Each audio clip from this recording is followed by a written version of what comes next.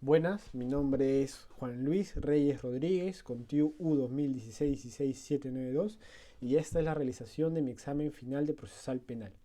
Primera pregunta: ¿cuál es la diferencia entre la medida cautelar de detención judicial y la prisión preventiva? Para empezar, ambas son medidas coercitivas personales, pues lo que afecta es la libertad del imputado. Entonces, primero, la detención preliminar es una detención precautelar, ya que no se busca asegurar aún la eventual ejecución de la pena y ni la presencia del imputado en el proceso penal. En tal sentido, la detención preliminar puede ser dictado cuando hay fragancia o cuando no la hay. Lo importante es que existan razones plausibles para sospechar que el imputado es el autor o partícipe del delito. En sí, la detención preliminar lo que necesita para su invocación son elementos de convicción que creen unas altas sospechas o indicios al juez que el imputado es acreedor de un delito no tan grave. Pero eso sí, solo se puede solicitar durante las diligencias preliminares del proceso penal. Por el contrario, tenemos a la prisión preventiva, que esta sí es una medida cautelar, a diferencia de la detención preliminar, que es una medida precautelar. Pues la prisión preventiva es requerida una vez formalizada la investigación preparatoria, pero para su dictaminación requiere de elementos de convicción fundados y graves, para que el juez penal pueda razonar que ineludiblemente el imputado es ciertamente culpable de lo que se le acusa. Para ello, el fiscal debe motivar su solicitud de prisión preventiva alegando que existe un peligro de fuga y un peligro de obstaculización. Claramente, una de las diferencias entre la detención preliminar y la prisión preventiva es el plazo conferido, que restringe la libertad del imputado, ya que la duración de la detención preliminar es, en casos de procesos comunes, 72 horas, 7 días para casos complejos y 10 días para organizaciones criminales y 15 días en delitos de terrorismo, espionaje y tráfico ilícito de drogas. Pero la duración de la prisión preventiva es mucho más extensa, ya que en casos de investigaciones simples son 9 meses, en casos complejos 18 meses, y de estar implicado en una organización criminal son 36 meses. Ahora, a manera de querer dilucidar cualquier interrogante sobre esta diferenciación entre detención preliminar con prisión preventiva, me veo en la necesidad de querer explicar que puede darse el caso que se solicite la detención preliminar del imputado en las diligencias preliminares para que consecuentemente, ya en la formalización de investigación preparatoria, se solicite la prisión preventiva del imputado, porque recordemos que la naturaleza de la detención preliminar es precautelar, es decir, puede dar pie a una medida cautelar como la prisión preventiva. Segunda pregunta: ¿cuáles son las características de las medidas cautelares? En principio se dividen en dos: las medidas restrictivas y las coercitivas. Las medidas restrictivas limitan el derecho con la finalidad de encontrar durante la investigación preparatoria elementos o medios de prueba, por ejemplo, haciendo uso de allanamientos, incautaciones, levantamiento de secreto bancario, intervención de comunicaciones, etc. Y las medidas coercitivas también limitan derechos, pero tienen como la finalidad asegurar los fines del proceso, frente a actuaciones perjudiciales que puede ser realizado por el procesado. Por ello, se le puede aplicar, por ejemplo, la prisión preventiva, un embargo, etc. Como principal característica de las medidas cautelares es que son de naturaleza provisional, es decir, es de uso en casos excepcionalísimos y solo pueden ser dictados por un plazo determinado por ley, ya que estas medidas cautelares pueden variar debido a su constante control judicial, ya, ya que el juez va a controlar en todo momento la actuación del imputado. En otras palabras, es una medida que puede cambiar o modificarse. ya sea antes, durante y después del mandato judicial, siempre y cuando el imputado demuestre comportamientos de cooperación al proceso penal. Tercera pregunta. Señala las partes procesales contra las que se puede dictar medidas cautelares personales y o patrimoniales, así como las partes procesales legitimadas para solicitarlas. En principio, la parte procesal, la cual puede solicitar la medida cautelar, ya sea personal o patrimonial, en principio a la parte que se le puede dictar la medida cautelar, ya sea personal o patrimonial, es al imputado, es decir, a la parte procesal acusada de la comisión del delito. Ahora, ¿quién es el legitimado de solicitar la medida cautelar personal o patrimonial?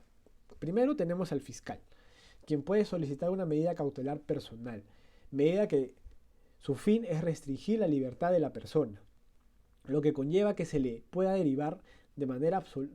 se le pueda privar de manera absoluta su libertad, mediante una detención preliminar o una prisión preventiva. O también se le puede dictar una comparecencia para que el imputado preste ayuda a las diligencias procesales o brinde declaraciones. También se puede dictar que el imputado esté incomunicado. También se le puede dictar una internación preventiva. Véase los casos de toxicómanos y de personas con demencia mental, ¿no? Etcétera. También se puede dictar el impedimento de salida, es decir, que el imputado esté impedido de salir de una jurisdicción determinada. Y por último, una suspensión preventiva de derechos, es decir, se le restringe el ejercicio a un derecho. Por ejemplo, veas el caso de los médicos, que se les inhabilita la profesión porque cometieron el delito de aborto. En sí, la finalidad de la medida cautelar personal es garantizar la persecución del delito.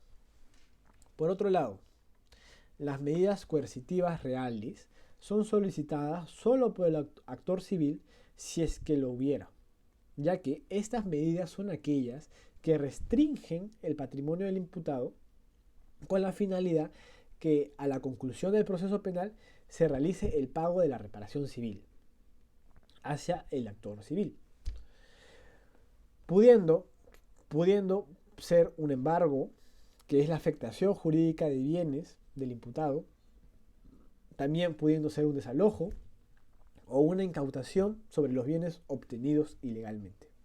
En conclusión, tanto las medidas cautelares personales y las patrimoniales pueden ser solicitadas solo durante la etapa de investigación preparatoria, pues la primera, la medida cautelar personal, busca garantizar una correcta persecución de la verdad del delito, y la segunda, la medida cautelar patrimonial, busca asegurar el pago de la reparación civil.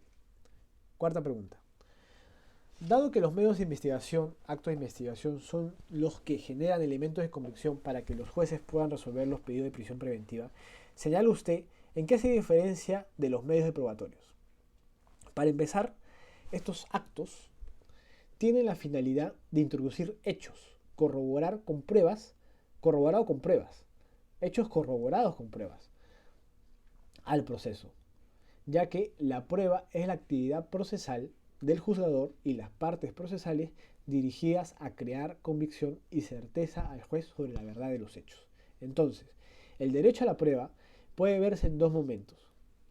Primero, durante la etapa de investigación preparatoria.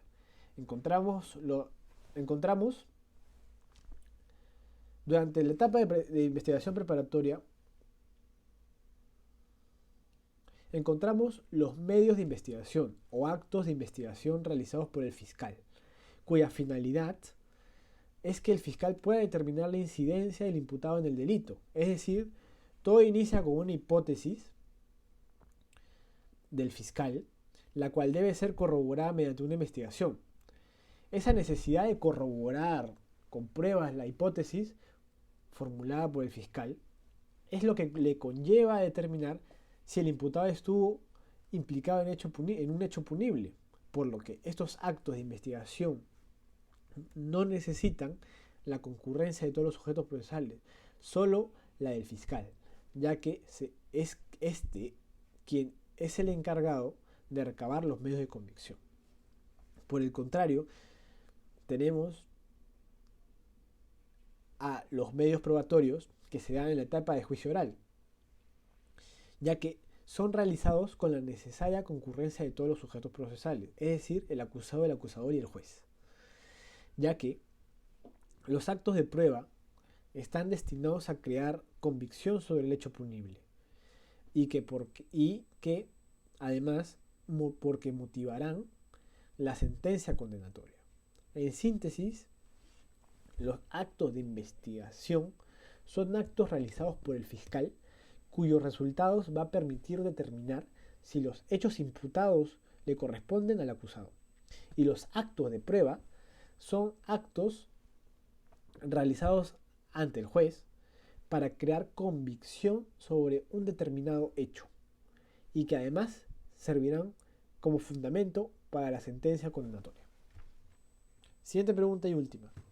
¿Considera usted en el caso materia del video concurren los supuestos necesarios para imponer a la procesada Keiko Sofía Fujimori Iguchi la medida prisión preventiva? ¿Por qué? Antes que nada, debo comenzar con una breve reflexión, ya que la garantía procesal que supone la presunción de inocencia indica que no se puede tratar al ciudadano de otra forma hasta que el juez o el tribunal dicte probada su culpabilidad. En tal sentido, considero que no concurre los supuestos necesarios para imponer a la procesada Keiko Sofía Fujimori Iguchi la medida de prisión preventiva, ya que para empezar, la prisión preventiva es la medida coercitiva más gravosa e intensa de entre las medidas coercitivas, por lo que su invocación debe tener bastante tacto y cumplir con los presupuestos materiales, es decir, que haya suficiencia de medios probatorios, que la pena a imponerse sea mayor a 4 años y que exista peligro de fuga y peligro de obstaculización, ¿no? Entonces, lo que debemos analizar en sí sobre la imputada Keiko Fujimori es si es que cumple los 4 presupuestos materiales sobre la prisión preventiva.